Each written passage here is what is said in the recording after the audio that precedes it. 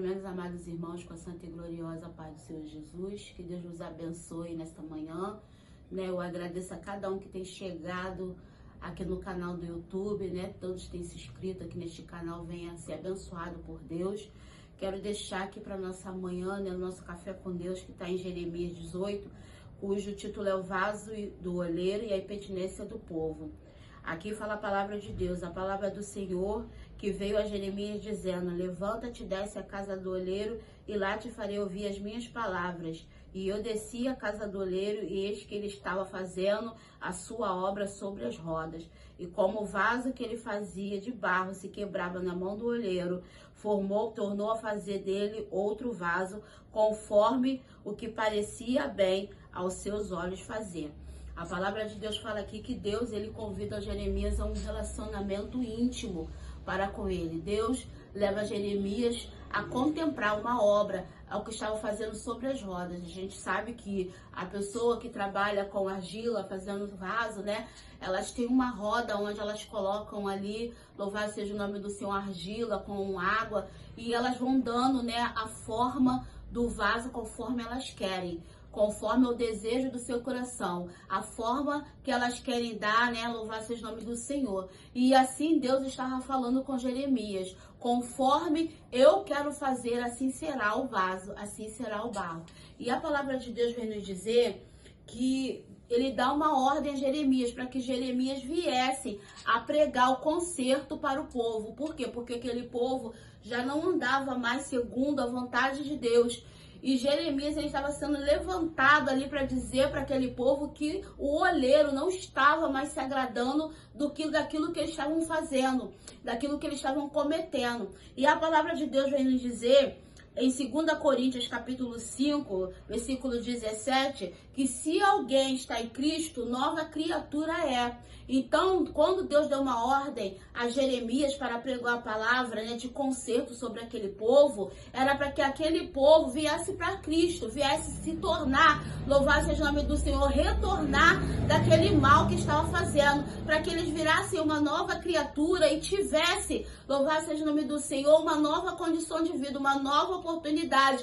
E Deus ainda falou para Jeremias: olha, fala com eles, que se eles se arrependerem e voltarem daquele mal, eu me arrependerei e não farei o mal que eu estava intentando sobre eles. Mas se eles voltarem e continuarem mesmo assim, provocando e fazendo mal, eu, Senhor, me arrependerei de fazer o bem e tornarei a fazer o mal.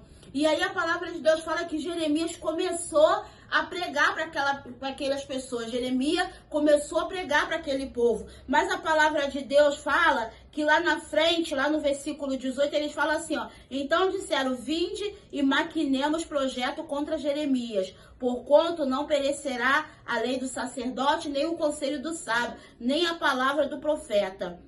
Vinde e filaremos com a língua e nos escutemos nenhuma das suas palavras. Então eles estão dizendo aqui: nós vamos ferir o profeta.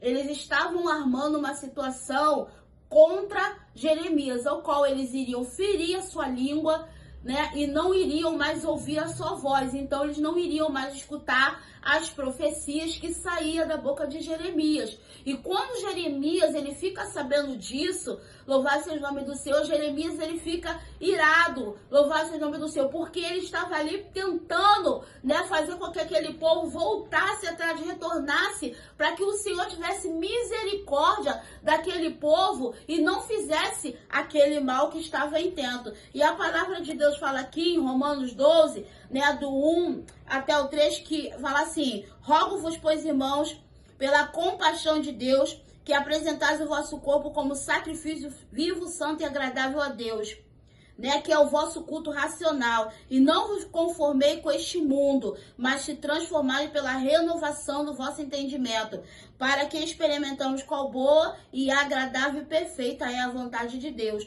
porque pela graça me é dado. Não, então pela graça nós somos salvos, pela misericórdia. O que Deus está falando assim? Se apresente com um sacrifício vivo, né? Com um corpo vivo de sacrifício agradável ao Senhor.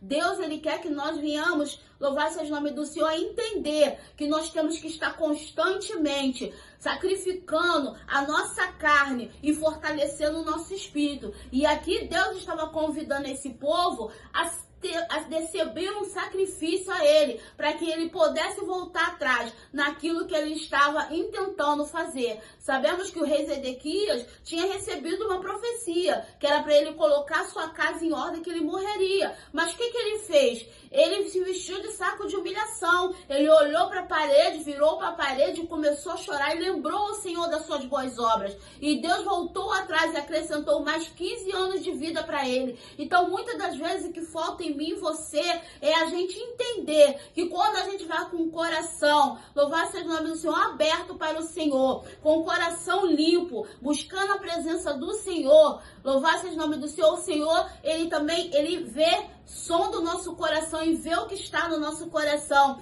e se arrepende daquilo que iria fazer contra a nossa vida e faz algo novo. Muitos de nós, outrora se encontrávamos no mundo fazendo coisas horrendas perante o Senhor, né?